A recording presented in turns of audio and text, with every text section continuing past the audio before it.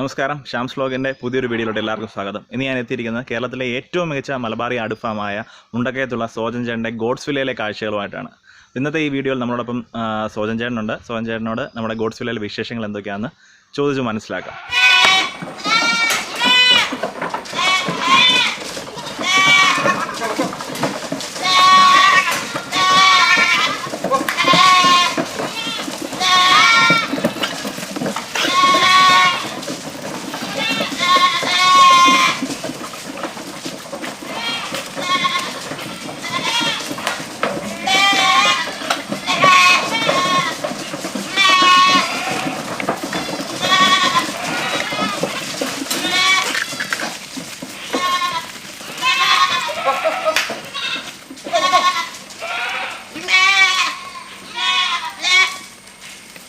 ആടുവളത്തിൽ തുടങ്ങിയിട്ട് ഇപ്പോൾ എത്ര വർഷമായി?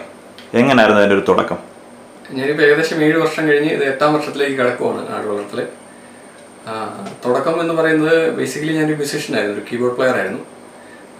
അതിൻ്റെ കൂട്ടത്തിൽ സൈഡിൽ നമുക്ക് എന്ത് ഒരു ചെയ്യാം എന്നുള്ള ഒരു ചിന്തയിൽ നിന്നാണ് ആടുവളർത്തൽ ആരംഭിക്കുന്നത്. ശരിക്കും ഞങ്ങളുടെ ഒരു കുടുംബപരമായിട്ട് തന്നെ കൃഷി ഫാമിലിയാണ്, കൃഷി ബേസ് ചെയ്തുകൊണ്ടുള്ള ഫാമിലിയാണ്. അപ്പോൾ അതിൽ ആട് വളർത്തിയാൽ എന്താണ്, അതിന് പറ്റിയൊരു അറ്റ്മോസ്ഫിയറാണ് എൻ്റെ ഈ വീടും പരിസരവും അതിന് ചുറ്റുമുള്ള സ്ഥലങ്ങളും എല്ലാം. അത് വെച്ചുകൊണ്ടാണ് ആട് വളർത്തലിലേക്ക് തിരിയാം. അതുപോലെ ഏറ്റവും കൂടുതൽ വിലയുള്ള മാംസം ആടിൻ്റെയാണ്, ഏറ്റവും കൂടുതൽ വിലയുള്ള പാലും ആടിൻ്റെയാണ്. അപ്പോഴത് എങ്ങനെ ആ സാധ്യതകൾ എങ്ങനെ നമുക്ക് ഉപയോഗിക്കാം എന്ന ഒരു ചിന്തയിൽ നിന്നാണ് ആട് വളർത്തൽ ആരംഭിക്കുന്നത്. ചേട്ടാ, നമ്മുടെ നാട്ടിൽ പലതരം ആടിൻ്റെ ഇനങ്ങളുണ്ട്. ചേട്ടൻ ചെയ്യുന്ന മലബാറി ബ്രീഡ് മാത്രമാണ്. അതിൻ്റെ കാരണം എന്താണ്? നമ്മുടെ നാട്ടിൽ പൊതുവെ ഇന്ത്യയിൽ ഒരുപാട് ആടുകൾ കാണപ്പെടാറുണ്ടെങ്കിലും ഇപ്പം മലബാറി ജമുനപ്പേരി, ബീറ്റിൽ, ബോയർ, സിരോഹി, ഒസ്മാനാബാദി, ബർബസാരി, സാനൻ, സജാട്ട് എന്നൊക്കെ പറഞ്ഞ ഒരുപാട് ബ്രീഡുകളുണ്ട്. പക്ഷെ നമ്മുടെ കേരളത്തിന്റെ തനതായിട്ടുള്ള ബ്രീഡ് എന്ന് പറയുന്ന ഒരു ബ്രീഡ് മാത്രമേ ഉള്ളൂ, അതാണ് മലബാറി. മലബാറിയുടെ പ്രത്യേകത ഉയർന്ന പ്രതിരോധശേഷിയും ഉയർന്ന പ്രത്യുൽപാദന ശേഷിയും ഉള്ള ആടാണ് മലബാറി എന്ന് പറയുന്നത്. നമ്മുടെ കാലാവസ്ഥയ്ക്ക് യോജിച്ച ആടെന്ന് പറയുന്നത് മലബാറി മാത്രമേ ഉള്ളൂ. നമ്മുടെ കേരളത്തിന്റെ കാലാവസ്ഥ എന്ന് പറയുന്നത് എപ്പോഴും ഹ്യൂമിഡിറ്റിയാണ്. ഇതിനെ ഓവർകം ചെയ്ത് ജീവിക്കാൻ കഴിവുള്ള ഏക ആടെന്ന് പറയുന്നത് മലബാറി മാത്രമാണ്. പിന്നെ കൂടുതൽ ഉൽപ്പാദനം നമുക്ക് കിട്ടും. 2 വർഷത്തിൽ ഒരാടിന്റെ പ്രഗ്നൻസി പീരീഡ് 5 മാസമാണ്. 5 മാസം കഴിഞ്ഞിട്ട് 3 മാസത്തിനുള്ളിൽ തന്നെ ഹീറ്റ് കാണിച്ച് മലബാറിക്ക് ചെന പിടിച്ചിരിക്കും. അങ്ങനെ 8 മാസത്തിനുള്ളിൽ വീണ്ടും ആട് പ്രഗ്നന്റ് ആവും. അങ്ങനെ 24 മാസത്തിൽ 3 പ്രസവം ഒരു മലബാറി ആടിൽ നിന്ന് കിട്ടും. 3 കുട്ടികളൊക്കെ വരെ കിട്ടാൻ സാധ്യതയുണ്ട്. മിനിമം 2 കുട്ടികളെങ്കിലും കിട്ടും. ഒരു മലബാറി ആടിൽ നിന്ന് 2 വർഷം കൊണ്ട് നമുക്ക് മിനിമം 6 കുട്ടികളെ വരെ കിട്ടും. ചേട്ടൻ ഇപ്പോൾ 7 വർഷമായിട്ട് മലബാറി ആടിനെ മാത്രം വളർത്തും. ഇതിനിടയ്ക്ക് നമ്മുടെ മലബാറി ആടിനെ വളർത്തിക്കൊണ്ട് എന്തെങ്കിലും രീതിയിലുള്ള വിപണനത്തിനോ അല്ലെന്നുണ്ടെങ്കിൽ രോഗങ്ങൾ കൊണ്ട് എന്തെങ്കിലും ബുദ്ധിമുട്ട് വന്നിട്ടുണ്ടോ? മലബാറിയുടെ പ്രത്യേകത തന്നെ അതാണ്. നമുക്ക് വലിയ അസുഖങ്ങളൊന്നും ഉണ്ടാകില്ല. നമ്മൾ ഈ നോർമലി കാണുന്ന അസുഖങ്ങളൊക്കെ അല്ലാതെ കൂടുതൽ തണുപ്പൊക്കെ കൂടുതലായി കഴിഞ്ഞാൽ ചെറിയ ന്യൂമോണിയ പോലെ ജലദോഷമൊക്കെ പിടിക്കാം. അതൊരു ന്യൂമോണിയ ആയിട്ട് മാറാം. അതൊക്കെ നമ്മൾ ശ്രദ്ധിച്ചു കഴിഞ്ഞാൽ ഈ പ്രശ്നങ്ങളൊന്നും ഉണ്ടാകാറില്ല. വലിയൊരു പ്രശ്നങ്ങൾ ഇന്നുവരെ എനിക്ക് ഉണ്ടായിട്ടില്ല. ആദ്യം തന്നെ ഇതിനെക്കുറിച്ച് ഏകദേശം നല്ലപോലെ പഠിച്ചൊക്കെ തന്നെയാണ് ചെയ്തത്. അത് കുറേശ്ശെ എനിക്ക് ആദ്യം ഒരു 20-30 ആടുകൾ ഉണ്ടായിരുന്നുള്ളൂ. അതിൽ നിന്ന് ആണ് ഒരു വലിയ കൂട് നിർമ്മിച്ച് വലിയ ഇതിലേക്ക് തിരിഞ്ഞത്. അപ്പം തുടക്കത്തിൽ തന്നെ ഒരുപാട് പഠനങ്ങൾ നടത്താനായിട്ട് സാധിച്ചിട്ടുണ്ട്. അതുകൊണ്ടാണ് വലിയ പ്രശ്നങ്ങളൊന്നും ഇല്ലാതെ നമുക്ക് മുന്നോട്ട് കൊണ്ടുപോകാനായിട്ട് സാധിക്കുന്നത്. ചേട്ടാ, ഇവിടുത്തെ മലബാറി ആടുകളുടെ വിപണന രീതികൾ ഏതെല്ലാമാണ്? ഇവിടെ നമ്മൾ കുട്ടികളെയാണ് കൊടുക്കുന്നത്. നമ്മൾ ഏകദേശം 6 മാസം പ്രായത്തിലാണ് കുട്ടികളെ കൊടുക്കാറുള്ളത്.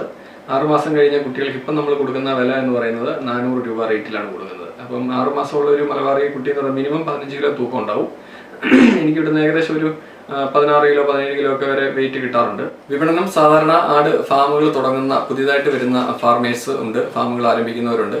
പിന്നെ വീടുകളിൽ ആടിനെ വളർത്താൻ വേണ്ടി 1-2 ആടുകളെ വാങ്ങുന്നവരുണ്ട്. പിന്നെ സർക്കാരിൻ്റെ പ്രോജക്റ്റുകളുണ്ട്, പഞ്ചായത്തിൻ്റെയും മുനിസിപ്പാലിറ്റിയുടെയും അങ്ങനെയുള്ള പ്രോജക്റ്റുകളൊക്കെ ഉണ്ട്. പാവപ്പെട്ട കർഷകർക്ക് ആടിനെ വിതരണം ചെയ്യുന്ന സ്കീമുകളൊക്കെ നടപ്പിലാക്കുമ്പോൾ, ആ പദ്ധതികൾ നടപ്പിലാക്കുമ്പോൾ അതിലേക്ക് ആടുകളെ ഇവിടുന്ന് കൊടുക്കാറുണ്ട്. അങ്ങനെയൊക്കെയാണ് പൊതുവെ വിപണനത്തിൽ നമുക്ക് യാതൊരു ബുദ്ധിമുട്ടുമില്ല. ഏതൊരു കർഷകനാണെങ്കിലും നല്ല രീതിയിൽ ഉൽപ്പാദിപ്പിച്ചെടുത്താൽ അത് വിപണനം ചെയ്യാൻ സാധിക്കും എന്നുള്ളത് ഉറപ്പാണ് ആടിൻ്റെ കാര്യത്തിൽ. ചേട്ടാ, ഇവിടെ നമ്മുടെ ഫാമിലി ഏകദേശം 150ഓളം ആടുകളുണ്ട്. ഇതിനെല്ലാം കൂടെ എങ്ങനെയാണ് ചേട്ടൻ പരിചരിക്കുന്നത്? ഒരു ദിവസം എങ്ങനെയാണ് ചേട്ടൻ ആരംഭിക്കുന്നത്? ഒരു പരിചരണ രീതി എന്ന് പറയുന്നത് 150 ആടുകൾ ഉണ്ട്. രാവിലെ എനിക്ക് ഒരു സ്റ്റാഫാണ് ഇവിടെ ഉള്ളത്. ആടുകളെ നോക്കാനായിട്ട് അദ്ദേഹവും ഞാനും മാത്രമാണുള്ളത്. രാവിലെ ഏകദേശം ഞങ്ങളൊരു 6:30-7 മണി സമയത്താണ് ഫാമിലെത്തുന്നത്. ഫാമിലെത്തിക്കഴിഞ്ഞാൽ ആദ്യം അതുങ്ങൾക്ക് കൂട്ടിലെല്ലാം നമ്മളൊന്ന് കയറി നോക്കും. എല്ലാ ആളുകളും ഓക്കെയാണോ, എന്തെങ്കിലും പ്രശ്നങ്ങൾ ആർക്കെങ്കിലും ഉണ്ടോ എന്നൊക്കെ ഒന്ന് പരിശോധിക്കും.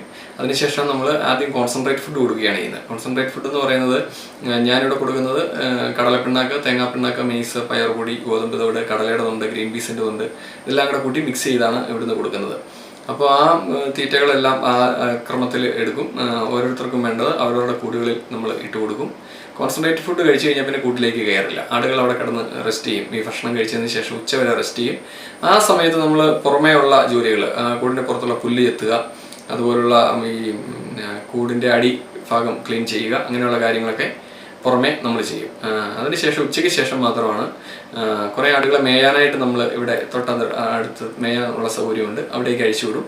ബാക്കി ആടുകൾക്ക് നമ്മൾ പുല്ല്, ചെത്തിയ പുല്ല് അരിഞ്ഞ് മെഷീനിൽ അരിഞ്ഞ് തീറ്റയായിട്ട് നമ്മൾ ഓരോ കൂട്ടിലും അവർക്ക് ഇട്ട് കൊടുക്കും. അങ്ങനെയാണ് ഇവിടുത്തെ ഒരു രീതി. വൈകുന്നേരം ഒരു 5 മണി കൊണ്ട് നമ്മുടെ ഫാമിലെ എല്ലാം തന്നെ കംപ്ലീറ്റ് ചെയ്യും. ആ രീതിയിലാണ് മുന്നോട്ട് പോകുന്നത്. ചേട്ടാ, ധാരാളം ആൾക്കാർ ഫാമിങ്ങിൽ മലബാറി ആടുകൾ തുടങ്ങിയിട്ട് മറ്റുള്ള ബ്രീഡുകളിലേക്ക് മാറുന്ന കാഴ്ചയാണ് നമ്മൾ പൊതുവെ കാണാറുള്ളത്.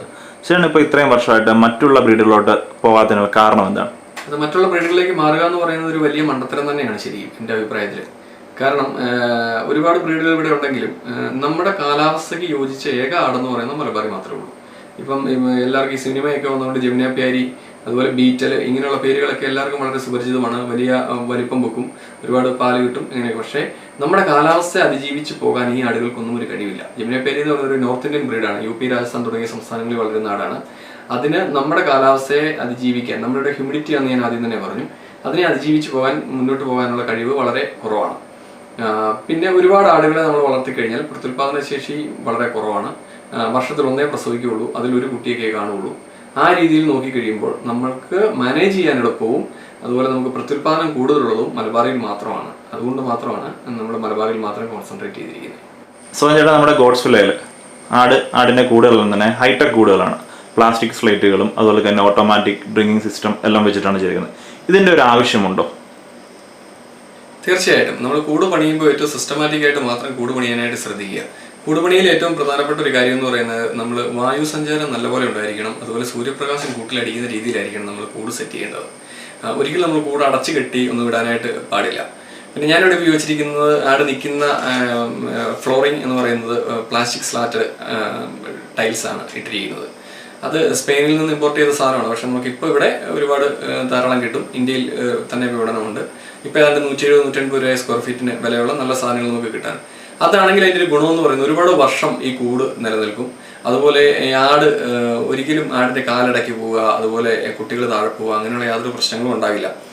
വൈകുന്നേരം നമ്മൾ ജോലി കഴിഞ്ഞ് പോയി കഴിഞ്ഞാൽ, കൂട് പൂട്ടിക്കഴിഞ്ഞാൽ വളരെ സേഫായിട്ട് തന്നെ ആടുകൾ അവിടെ നിൽക്കാനായിട്ട് സാധിക്കും. അതേസമയം തടി കൊണ്ടൊക്കെയുള്ള കൂടുകൾ പണിതാലുള്ള ഒരു പ്രശ്നം, തടി ഉപയോഗിച്ച് നമുക്ക് പണിയുന്നത് തെറ്റല്ലെന്നല്ല പറഞ്ഞത്. പക്ഷേ ഈർപ്പം എപ്പോഴും കെട്ടി നിൽക്കാനുള്ള സാധ്യതകൾ കൂടുതലാണത്.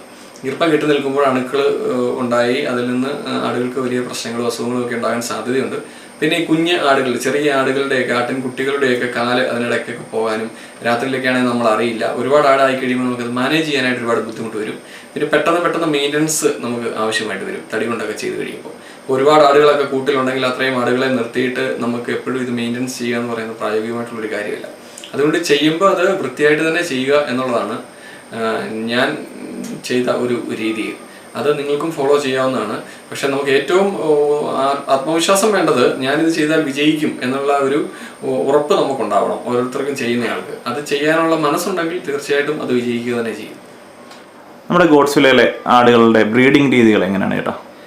ഇവിടെ ബ്രീഡിങ്ങിന് നമ്മൾ മുട്ടനാടുകളെ തന്നെയാണ് ഉപയോഗിക്കുന്നത്. ആർട്ടിഫിഷ്യൽ ഇൻസെമിനേഷൻ നമ്മൾ ഇടയ്ക്ക് ചെയ്യാറുണ്ട്. അത് പക്ഷേ വളരെ സക്സസ് അല്ല. 40% ഒക്കെ സാധ്യതയുള്ളൂ. അതുകൊണ്ടാണ്. പക്ഷേ നമ്മൾ നാച്ചുറൽ ബ്രീഡിങ് തന്നെയാണ് ഉപയോഗിക്കുന്നത്. മുട്ടന്മാർ ഇവിടെയുണ്ട്. ഇവിടുത്തെ ബക്കിനെ നമ്മൾ കൊണ്ടുവന്നിരിക്കുന്നത് മണ്ണുത്തി കാർഷിക സർവകലാശാലയിലെ ഗോഡ് ഫാമിൽ നിന്നുള്ള ബക്കുകളാണ് ഇപ്പോൾ ഇവിടെ നിൽക്കുന്നത്. അത് വളരെ നല്ല രീതിയിൽ ബ്രീഡിങ് നടത്തുന്ന കുട്ടികളാണ്. ആവറേജ് നമുക്ക് 2 കിലോയ്ക്ക് മേൽ ബോഡി വെയിറ്റ് കിട്ടത്തക്ക രീതിയിൽ തന്നെ ഇവിടെ കുട്ടികൾ ഉണ്ടാകുന്നുണ്ട്. ആവറേജ് 2-3 കുട്ടികളെ തന്നെ നമുക്ക് ലഭിക്കാറുണ്ട്. ഒരു കുട്ടിയൊക്കെ വളരെ വിരളമായിട്ടേ ഉണ്ടാകാറുള്ളൂ. ആവറേജ് നമ്മൾ നോക്കുമ്പോൾ 2-2.5 കുട്ടികൾ എന്നുള്ള രീതിയിൽ തന്നെ നമുക്ക് കുട്ടികളെ ഇവിടെ കൂട്ടി ലഭിക്കാറുണ്ട്. നാച്ചുറൽ ബ്രീഡിംഗ് ആണ് പ്രധാനമായിട്ടും ഇവിടെ യൂസ് ചെയ്യുന്നത്. ഗോഡ്സ്വില്ലയിൽ ചേട്ടൻ ഏതെല്ലാം രീതിയിലാണ് ആടുകളിൽ നിന്ന് വരുമാനം കണ്ടെത്തുന്നത്? ഇവിടുത്തെ പ്രധാന വരുമാനം എന്ന് പറയുന്നത് ആട്ടിൻ കുട്ടികളെ വിൽക്കുക തന്നെയാണ്. കുട്ടികളെ വിറ്റുള്ള വരുമാനമാണ് പ്രധാനമായിട്ടുള്ള വരുമാനം എന്ന് പറയുന്നത്. നമ്മൾ കിലോ തൂക്കം 400 രൂപയ്ക്കാണ് വിൽക്കുന്നത്. ആവറേജ് 6 മാസം കഴിഞ്ഞ് കുട്ടികളെ കൊടുക്കുന്നു. ആവറേജ് ഒരു 16-17 കിലോ ഒക്കെ നമുക്ക് ബോഡി വെയിറ്റ് കിട്ടാറുണ്ട്. പിന്നെയുള്ളൊരു വരുമാനം എന്ന് പറയുന്നത് ആട്ടിൻ കാഷ്ടമാണ്. ആട്ടിൻ കാഷ്ടം നമുക്ക് വലിയൊരു 50 കിലോയുടെ വലിയ ചാക്കിന് നമ്മൾ 300 രൂപയ്ക്കാണ് കൊടുക്കുന്നത് ഒരു ചാക്കിന്. അത് ഒരു വളരെ നല്ല വരുമാനം തന്നെയാണ്. അതിനുശേഷം ഉള്ളത് ഒരു മൂത്രം നമ്മളിവിടെ സേവ് ചെയ്യുന്നുണ്ട്. മൂത്രം നേരെ ടാങ്കിലേക്ക് നമ്മൾ പിടിക്കുകയാണ്. ആവശ്യക്കാർക്ക് അത് വളമായിട്ട് നമ്മൾ കുപ്പിയിലാക്കി ജാറിലാക്കിയൊക്കെ കൊടുക്കുന്നുണ്ട്. അതും ഒരു വരുമാനമാണ്. അതൊരു ലിറ്ററിന് 40 രൂപ വെച്ചൊക്കെ നമുക്ക് കിട്ടാറുണ്ട് ആട്ടിൻ മൂത്രത്തിന്. ആ രീതിയിൽ അതും ഒരു വരുമാനമാക്കി മാറ്റാവുന്നതാണ്. പിന്നെ ബാക്കി മൂത്രമൊക്കെ നമ്മൾ ബയോഗ്യാസ് പ്ലാന്റിലേക്ക് പോകുന്നു. ബയോഗ്യാസിൻ്റെ സ്ലറി കാര്യങ്ങളൊക്കെ ഉണ്ട്. അത് കൃഷിക്കായിട്ടൊക്കെ നമുക്ക് ഉപയോഗിക്കാനായിട്ട് സാധിക്കുന്നുണ്ട്. പാലുൽപാദനം എന്ന് പറയുന്നത് നമ്മൾ പ്രധാനമായിട്ടും കുട്ടികളെ കുടിപ്പിക്കുക തന്നെയാണ് ചെയ്യുന്നത്. നമ്മൾ പാല് കറന്ന് വിൽക്കാറില്ല. കുട്ടികളുടെ വളർച്ചയാണ് നമ്മൾ പ്രധാനമായിട്ടും ഇവിടെ ലക്ഷ്യം വെച്ചിട്ടുള്ളത്. പിന്നെ മിച്ചം വരുന്ന പാല് 3 മാസം വരെ കുട്ടികളെ പാല് കുടിപ്പിക്കും. മിച്ചം വരുന്ന പാല് നമ്മൾ കറന്ന് മാറ്റും. അത് വീട്ടിലെ ആവശ്യത്തിനൊക്കെ ഉപയോഗിക്കും. അത്യാവശ്യം കുറച്ച് പാലുകൾ കൊടുക്കുന്നുണ്ട്. അല്ലാതെ വലിയ വിപണനമായിട്ട് അത് ചെയ്യുന്നില്ല.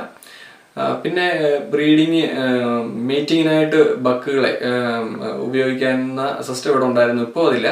പുറത്തുനിന്ന് ആടുകളെ കൊണ്ടുവന്ന് മേറ്റിങ് ചെയ്യുന്നതിന് വേണ്ടി തന്നെ മുട്ടന്മാരെ ഇവിടെ വേറെ മുട്ടന്മാരെ നിർത്തിയിട്ടുണ്ടായിരുന്നു. അവരെ ആ മുട്ടന്മാരുടെ കാലാവധി കഴിഞ്ഞതുകൊണ്ട് അവരെ ഇപ്പോൾ കൊടുത്തിരിക്കുകയാണ്. ഇപ്പം വേറെ മുട്ടൻ വരുന്നിടം വരെ ഇപ്പം തൽക്കാലം മീറ്റിംഗ് നമ്മൾ പുറത്തുനിന്ന് നടത്തുന്നില്ല. ഇവിടുത്തെ ബക്കിനെ മാത്രം ഉപയോഗിച്ചാണ് മീറ്റിംഗ് നടത്തുന്നത്. സോജൻ ചേട്ടാ, പുതിയതായിട്ടൊരു കർഷകൻ ആട് വളർത്തൽ മേഖലയിലോട്ട് വരുമ്പോൾ അദ്ദേഹം വിജയിക്കണമെന്നുണ്ടെങ്കിൽ ഏതെല്ലാം കാര്യങ്ങൾ ശ്രദ്ധിക്കണം ഒന്ന് പറഞ്ഞുതരാം. പുതുതായിട്ട് കടന്നു വരുന്നവർക്ക് വളരെ പെട്ടെന്ന് തന്നെ ചെയ്യാവുന്ന ഒരു മേഖലയാണിത്. കുറച്ച് കാര്യങ്ങൾ ശ്രദ്ധിച്ചാൽ മാത്രം അവർക്ക് വളരെ വിജയത്തിലേക്ക് എത്താൻ സാധിക്കുന്ന ഒരു മേഖലയാണ്. പലപ്പോഴും ഇവിടെ കണ്ടുവരുന്ന ഒരു രീതി, ഇവിടെ ഒരു 100 പേര് വരുന്നുണ്ടെങ്കിൽ ഒരു 80 പേരും തുടങ്ങാറില്ല. ബാക്കി ഒരു 20 പേരോട് തുടങ്ങുന്നതിലൊരു 10 പേര് ഒരു 6 മാസത്തിനകം നിർത്തിപ്പോകാറുണ്ട്. ബാക്കി ഒരു 5 പേര് ഒരു 1.5 വർഷമൊക്കെ ഓടിക്കും. പക്ഷെ ഒരു 5 പേര് കാണും, അവരൊരിക്കലും നിർത്തില്ല. ആ 5-ൽ നമുക്ക് സാധിക്കുമെന്ന് ഉറപ്പുണ്ടെങ്കിൽ മാത്രമേ നമ്മൾ ഇത് തുടങ്ങാവുള്ളൂ. പുതുതായിട്ട് തുടങ്ങുന്ന ഒരാൾക്ക് ഒരു 20 എണ്ണത്തിലൊക്കെ സ്റ്റാർട്ട് ചെയ്യാം. സാധാരണ രീതിയിൽ ഒരു 20 എണ്ണത്തിൻ്റെ എണ്ണമാണ് പൊതുവെ ഗവൺമെൻറ് തലത്തിലൊക്കെ ആണെങ്കിലും പറയാറുള്ളത്. 20 കാരണം അതിൻ്റെ ഒരു പ്രത്യേകതകൾ എന്ന് പറയുന്നത് 20 ഫീമെയിലിന് ഒരു മെയില് മതിയാവും. അതുപോലെ തന്നെ 20 ആടിന് വരെ ലൈസൻസിൻ്റെ ഒന്നും ആവശ്യമില്ലെന്നായിരുന്നു നേരത്തെ നിയമം. ഇപ്പോൾ അത് ഒന്ന് മാറ്റിയിട്ടുണ്ട്. 50 എണ്ണത്തിന് വരെ ലൈസൻസിൻ്റെ ഒന്നും ആവശ്യമില്ലെന്നുള്ളത് ആയിട്ടുണ്ട്. അപ്പോൾ 20 എണ്ണത്തിനെ ഒരാൾക്ക് തന്നെ മാനേജ് ചെയ്യാം. അതുപോലെ ഒരു സ്മോൾ സ്കെയിലായിട്ട് കൊമേഴ്ഷ്യൽ അടിസ്ഥാനത്തിൽ നമുക്ക് ആടിനെ വളർത്താനും പറ്റിയൊരു യൂണിറ്റാണ് 20 എന്ന് പറയുന്നത്. പക്ഷെ എത്ര പേര് തുടങ്ങിയാൽ, എങ്ങനെ തുടങ്ങിയാലും, എത്ര എണ്ണത്തിനെ വെച്ച് നമ്മൾ തുടങ്ങാൻ ശ്രമിച്ചാലും ആദ്യമായിട്ട് പ്രധാനമായിട്ട് ചെയ്യേണ്ടത് നമ്മൾ ആടിനെ വാങ്ങുക എന്നുള്ളതല്ല. ആടിന് ഈ വരുന്ന ആടുകൾക്ക്, ഈ കൂട്ടിൽ ഉള്ള ആടുകൾക്ക് കഴിക്കാനുള്ള തീറ്റ നമ്മൾ എങ്ങനെ ഉൽപ്പാദിപ്പിക്കും എന്നുള്ളതാണ് ആദ്യം ശ്രദ്ധിക്കേണ്ടത്. അതിലേറ്റവും പ്രധാനപ്പെട്ട കാര്യം എന്ന് പറയുന്നത് പുൽകൃഷി തന്നെയാണ്. പുൽകൃഷി ചെയ്യാനുള്ള സൗകര്യങ്ങളും സംവിധാനങ്ങളും ഉണ്ടെങ്കിൽ മാത്രമേ നമ്മൾ ഇതിലേക്ക് ഇറങ്ങിത്തിരിക്കാവുള്ളൂ. ഒരാടിന്, എൻ്റെ ഒരു കണക്ക് വെച്ച് ഒരാടിന് 3 സെൻറ്റ് സ്ഥലത്തെങ്കിലും പുൽകൃഷി ആവശ്യമാണ്. അപ്പോൾ ഒരു 20 ആടിനെ വളർത്തണമെന്നുണ്ടെങ്കിൽ ഒരു 60 സെൻറ്റ് സ്ഥലത്തെങ്കിലും പുൽകൃഷി ചെയ്യുക. അതിനുശേഷം ഒരു കൂട് നിർമ്മാണത്തിലേക്ക് തിരിയുക. ഒരാടിന് 10 സ്ക്വയർ ഫീറ്റോളം സ്ഥലമാണ് ആവശ്യം. 20 ആടിനെ വളർത്തുന്ന ഒരാൾക്ക് ഏകദേശം ഒരു 200 സ്ക്വയർ ഫീറ്റോളം ഉള്ള കൂട് പണിയുക. കൂടും പണിത് സക്സസ് ആയതിനു ശേഷം മാത്രം മലബാറി ആടുകളെ തന്നെ വളർത്താനായിട്ട് ശ്രമിക്കുക. മലബാറി ആടുകളെ, നല്ല ആടുകളെ കിട്ടുന്ന സ്ഥലങ്ങളിൽ നിന്ന് ആടുകളെ കളക്ട് ചെയ്ത് ആ ആടിനെ വളർത്തി ഒരു 5-6 മാസം കഴിയുമ്പോൾ അതിനെ മീറ്റിങ്ങിന് അയച്ച് അതിനുശേഷം ഒരു 5 മാസം കഴിയുമ്പോൾ ആട് പ്രസവിച്ച് അടുത്ത 6 മാസം കഴിയുമ്പോൾ ആ കുട്ടികളെ വിൽക്കുക. അകത്തിന് പരുവത്തിലാകുക, ആ പരുവത്തിൽ നമ്മൾ ആക്കിയെടുക്കുക എന്നുള്ളതാണ് അതിലെ ഏറ്റവും പ്രധാനപ്പെട്ട കാര്യം. അങ്ങനെ ചെയ്ത് നമ്മൾ ഇരുന്നിട്ട് കാല് നീട്ടി മെല്ലെ മെല്ലെ ചെയ്തെങ്കിൽ മാത്രമേ നമ്മളിതൊരു വലിയ വിജയത്തിലേക്ക് എത്താൻ സാധിക്കുകയുള്ളൂ. അത് എല്ലാവർക്കും തന്നെ വിജയിക്കാവുന്ന കാര്യമാണ്. എല്ലാവരും അതിനുവേണ്ടി മനസ്സ് വെച്ചെങ്കിൽ മാത്രമേ, നമ്മൾ കുറച്ച് ആടിനെ മേടിച്ച് വിട്ടിട്ട് നമ്മൾ അടുത്ത പരിപാടിക്ക് പോയതുകൊണ്ട് യാതൊരു കാര്യവുമില്ല. നമ്മൾ മനസ്സ് വെച്ച് അതിൽ മുന്നോട്ട് ഇറങ്ങിയെങ്കിൽ മാത്രമേ നമുക്കതിൽ നിന്ന് വലിയൊരു വിജയം നേടാനായിട്ട് സാധിക്കുകയുള്ളൂ. അങ്ങനെ മനസ്സുള്ളവർ മാത്രമേ